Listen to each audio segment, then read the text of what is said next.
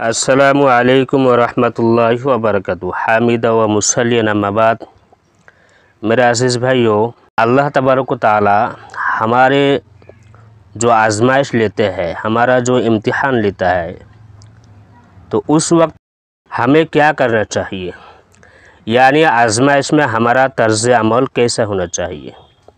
تو میرے عزیز بھائیو، دنیا میں کسی بھی انسان کو سدا ایک جیسے حالات کا سامنا نہیں ہوتا۔ کسی بھی بشر کو حاصل ہونے والی خوشی دائمی ہوتی ہے، نہ غم، بلکہ کبھی غم ہے تو کبھی خوشی، کبھی درد و الم ہے تو کبھی فرحت و انبساط، کبھی بیماری ہے تو کبھی صحت مندی، کبھی تفکرات و الجھنیں ہیں تو کبھی بے فکری و مسرت، کبھی تنگی ہے تو کبھی آسودگی، کبھی سکون ہے تو کبھی بے چینی، کبھی سردی ہے تو کبھی گرمی، کبھی امن تو کبھی بدامنی۔ یہ تمام سلسلے ہر فرد کے ساتھ ہے، کوئی بھی ان سے مبرہ نہیں ہے۔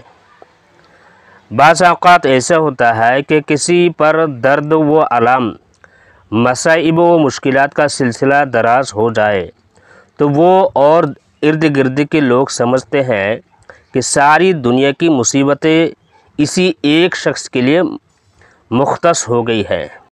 ہم میں سے اکثر لوگ مصائب سے جلد بددل ہو جاتے ہیں اور سمجھ بیٹھتے ہیں کہ زندگی مصیبتوں اور آزمائش کا مجموعہ بن گئی ہے کہ ایک مشکل سے چھٹکارا ہوتا نہیں اور دوسری حملہ آور ہو جاتی ہے، ایک پریشانی دور ہوتی نہیں کہ اس سے بڑی پریشانی گھیر لیتی ہے۔ دراصل ان مشکل حالات میں انسان کے طرز عمل کی آزمائش ہو رہی ہوتی ہے۔ آزمائش سے مراد امتحان ہے، اور امتحان محض مصیبت، مشکل یا پریشانی کی صورت میں ہی نہیں ہوتا۔ امتحان انسانی زندگی کے تمام شعبہ جات کا ہوتا ہے۔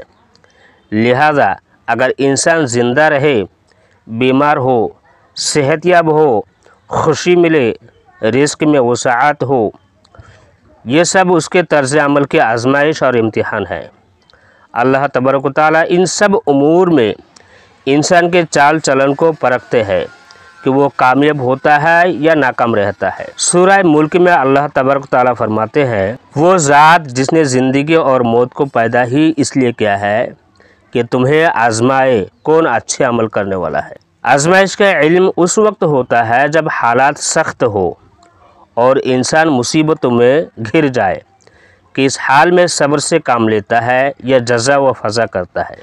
اسی طرح خوشحالی میں یہ آزمائش ہوتی ہے کہ انسان نعمت ملنے پر شکر ادا کرتا ہے یا ناشکری پر اتر آتا ہے۔ میرے بھائیو، اکثر لوگ یہ سمجھتے ہیں کہ یہ آزمائش و آفات شاید اللہ تعالیٰ کی جانب سے انہیں سزا دینے کے لیے ہے۔ اس احساس کی وجہ سے ان کی مصیبتوں میں اور بھی شدت پیدا ہو جاتی ہے اور ان کا درد اور بھی گہرا ہو جاتا ہے۔ آہستہ آہستہ یہ احساس نفسیاتی بیماری میں بدل جاتا ہے اور انسان صبر کا دامن نہ صرف چھوڑ بیٹھتا ہے بلکہ اس کے اندر سے ان مشکلات سے نبرد آزما ہونے اور مزاحمت کرنے کی صلاحیت بھی ختم ہوتی چلی جاتی ہے۔ ایک بات یاد رکھنا، انسان کا یہ سمجھنا کہ اس کے مصائب و مشکلات ابتلا و آزمائش اللہ تعالیٰ کی جانب سے سزا ہے، درست نہیں ہے، بلکہ اکثر پریشانیاں انسان کو مانجھنے اور اس کے درجات بلند کرنے کے لیے ہوتی ہے۔ نبی کریم صلی اللہ علیہ وسلم کا فرمان ہے، لوگوں میں سب سے زیادہ بلائیں، مصیبتیں اور آزمائش انبیاء کو پہنچتی ہے، پھر نیک و صالح لوگوں کو، پھر جو ان سے زیادہ مشابہت رکھنے والے ہوتے ہیں۔ حضرت انس رضی اللہ تعالیٰ عنہ سے روایت ہے کہ جب اللہ تبارک و تعالیٰ کسی قوم کو چاہتا اور پسند کرتا ہے تو اسے آزمائش میں ڈالتا ہے۔ بندہ جب اس پر راضی رہتا ہے تو اللہ تعالیٰ اس سے راضی و خوش ہو جاتا ہے، اور بندہ اگر اس پر ناراض ہوتا ہے اور خفگی کا اظہار کرتا ہے تو اللہ تعالیٰ اس سے ناراض و ناخوش ہو جاتا ہے۔ اس فرمان نبوی صلی اللہ علیہ وسلم سے معلوم ہوتا ہے کہ بیماری، پریشانی، آزمائش سزا نہیں، بلکہ اصل آزمائش مصائب میں صبر نہ کرنے میں ہے۔ یہاں تک کہ اگر کوئی شخص آزمائش میں گھرا ہو کہ یقین سے کہا جا سکتا ہو کہ یہ اس کے گناہ کی سزا ہے، तो भी उसे अज़ाब इलाही से ताबीर करना मुनासिब नहीं। हज़रत अली करमल्लाहु वजहहु रदियल्लाहु ताला अन्हु से पूछा गया कि आजमाइश और सज़ा में क्या फ़र्क हो सकता है, क्या फ़र्क होता है। आप रदियल्लाहु ताला अन्हु ने फरमाया, अगर मुसीबत तुम्हें अल्लाह ताला के करीब कर दे तो आजमाइश है, और अगर अल्लाह ताला से दूर कर दे तो समझ लो कि यह सज़ा है।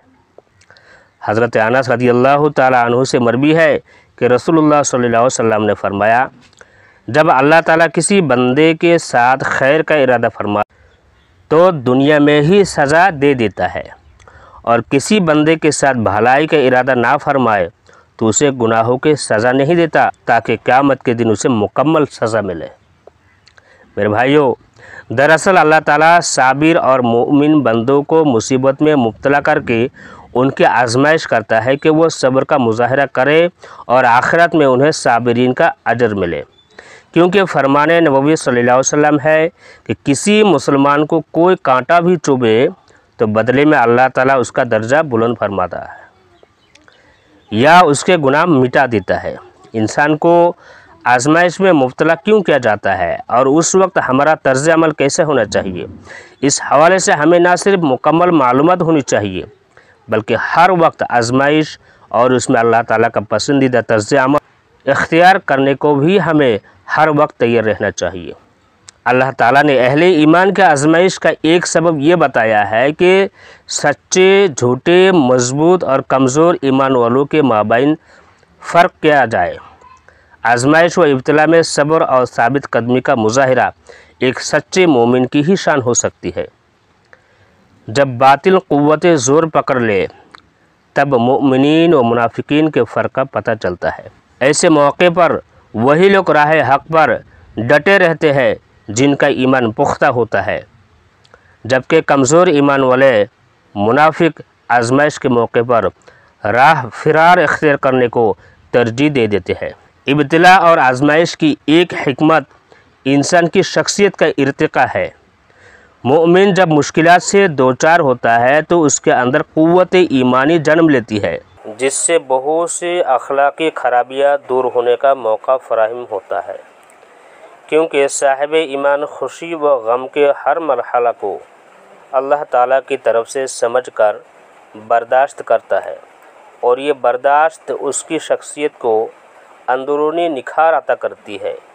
वो रज़ा बिल क़ज़ा का खुगर बन जाता है। मेरे भाइयों, मसाइब व आलाम और आजमाइश की एक हिकमत फ़िक्र व अमल में पुख्तगी पैदा करना है। जब मोमिन आजमाइश से सब्र के साथ गुज़रता है तो उसके फ़िक्र व अमल में सलाहियत पैदा हो जाती है। तकलीफ़ और आजमाइश से गुज़र कर ही इंसान कुंदन बनता है। जो इंसान जिस कदर अल्लाह ताला से मोहब्बत का दावादार होगा, उसे उसी कदर इब्तिला व आजमाइश से गुज़रना होगा। मोमिन को आजमाइश का सामना किसी गुनाह के सबब नहीं बल्कि गुनाहों के माफ़ी और दर्जात की बुलंदी के सबब होता है, और सब्र व तहम्मुल से हालात का सामना करने की क़ुव्वत अता करने के लिए होता है।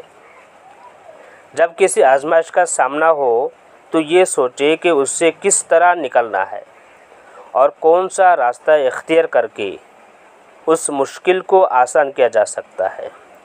आजमाइश कितनी ही शदीद क्यों ना हो, मनफी तर्ज़ अमल से गुरेज़ करें, क्योंकि मनफी तर्ज़ अमल बंदे को खालिक से दूर कर देता है। आजमाइश में बंदा मोमिन के लिए खैर ही खैर है, बशर्ते कि वो उस पर सब्र करके अल्लाह ताला की मदद का खास्तगार हो। गम व अंदोह, हुज़्न व मलाल, रंज व तकलीफ़ एक चैलेंज है जो हमारी क़ुव्वत को ज़ाय करता है। अगर हम मायूसी और कनूतियत का शिकार हो जाए, वसविस और मनफी ख़यालात पाल लें, तो आजमाइश तवील होती जाएगी, यहाँ तक कि हमारे अंदर उससे निकलने की तहरीक ख़त्म हो जाएगी। एक बात हमेशा ये याद रखें कि अहले ईमान का शिवा है कि वो किसी मुसीबत पर वायला नहीं मचाते। वो जानते हैं कि आजमाइश इस दुनिया का लाजिमा है, क्योंकि यह अमल की जगह है जिसका बदला यकीनन आखिरत में मिलेगा। اس لیے خواہ کتنی ہی شدید مشکلات سے کیوں نہ دوچار ہوں، اللہ تعالیٰ کی رحمت پر مکمل بھروسہ رکھے، صبر اور شکر گزاری کا رویہ اپنائے، اپنے کسی بھی عمل سے بے صبری اور اتاولا پن ظاہر نہ ہونے دے، بلکہ سچے مومن کی طرح استقامت سے اپنے راستے پر ڈٹے رہیں، اس یقین کے ساتھ کہ آزمائش آپ کی ذات کو نکھارنے اور سنوارنے کے لیے ہے، نہ کہ آپ کو توڑ پھوڑ کر ایک کمزور انسان بنانے کے لیے ہے۔ جب بھی کسی کو مصیبت یا مشکل میں مبتلا پائے تو فوراً مسنون دعائیں پڑھ کر اللہ تعالیٰ کی رحمت کے طلبگار ہوں۔ ہم جب تک خود آزمائش میں نہ پڑ جائے تب تک ہمیں اللہ سے رجوع کرنے کا خیال نہیں آتا، اس لیے ضروری ہے کہ دوسرے کی مصیبت دیکھ کر ہی محتاط رویہ اپنا لے تاکہ آپ کو ویسے صورتحال کا سامنا نہ کرنا پڑے۔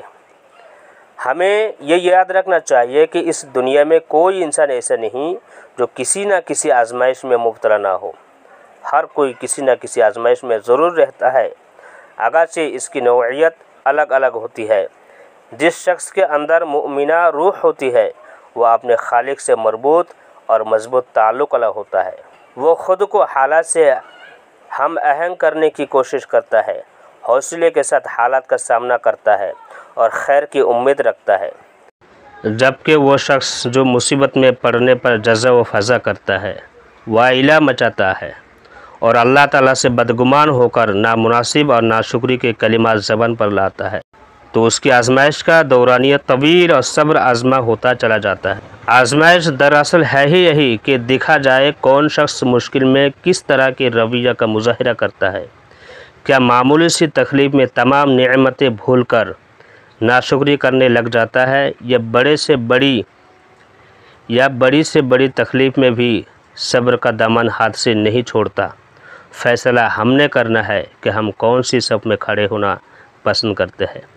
اللہ سبحانہ و تعالی ہم سبھی کو ان باتوں پر عمل کی توفیق عنایت فرمائے، آمین۔ السلام علیکم ورحمۃ اللہ وبرکاتہ۔